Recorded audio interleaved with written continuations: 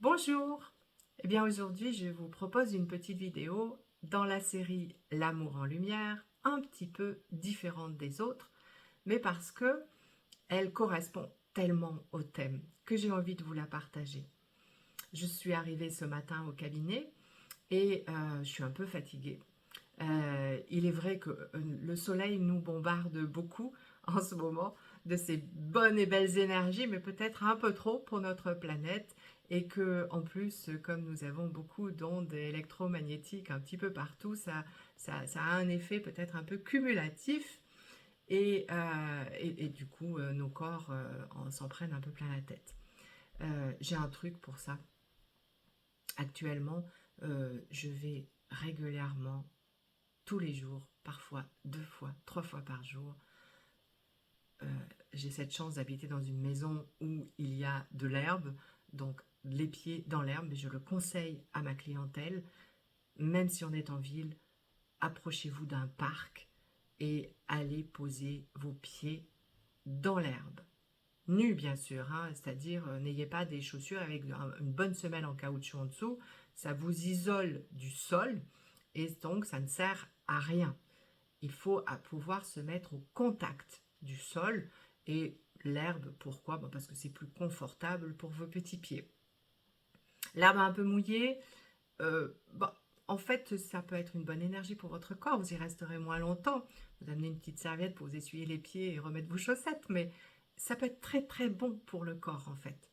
Tant qu'il ne fait pas très très froid, après, les personnes qui peuvent le faire le font, les personnes qui ne peuvent pas le faire ne le font pas. Il ne s'agit pas de tomber malade non plus.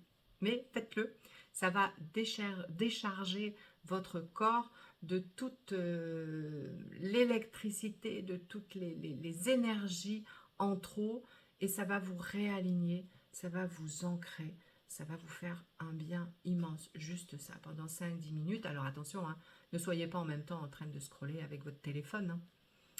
Non, prenez ce temps, vous écoutez de la musique si vous avez envie avec votre téléphone, mais vous prenez ce temps pour vous poser, vous centrer, vous décharger en conscience. Voilà. Mais c'était pas ça que je voulais vous partager ce matin. C'était la carte que j'ai tirée ce matin, pour moi. Mais je vous la partage. Elle est jolie? Voilà. Il y a un petit message, progrès constant. Nous vous sommes reconnaissants pour les progrès que vous faites en vous souvenant d'inclure l'amour dans vos activités quotidiennes. Nous voyons clairement votre contribution au monde par vos pensées, vos sentiments et vos actions bienveillantes.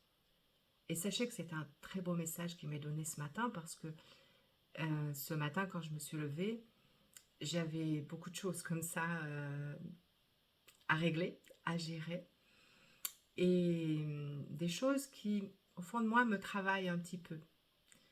Et quand j'ai reçu ce message, j'ai compris à quel point il m'était adressé, à quel point il me disait merci, continue. Des fois, on a besoin de ces messages d'encouragement parce que on ne sait plus si on fait bien ou si on fait mal. Et voilà, est-ce que notre bienveillance, c'est pas trop? Est-ce que finalement, on ne donne pas trop aux personnes qui nous entourent? Est-ce qu'on n'est pas trop compréhensif à un moment donné? Le trop, c'est comme le pas assez. Il faut toujours un équilibre et c'est là où vient intervenir l'amour de soi, pour soi. Il faut cet équilibre dans toutes les relations, quelles qu'elles soient, amoureuses, familiales, avec les enfants, avec les amis, avec la clientèle. Il faut toujours cet équilibre. Et là, ce matin, je me posais la question de cet équilibre. Et du coup, le message vient répondre en fait à cette question. Et j'avais envie de vous le partager parce que ça met aussi en avant une nécessité, celle d'agir avec amour. L'amour, c'est pas le bisounours, c'est pas la niaiserie. L'amour avec son authenticité, ses valeurs, toujours, mais avec amour, bienveillance, compassion. Ah oui, si vous voulez, puisque j'y suis, je fais des guidances intuitives. Et si ça vous intéresse, eh bien, vous pouvez me retrouver sur mon agenda, Holy Time, Marie-Ange Belle, Holy Time, guidance intuitive. À bientôt.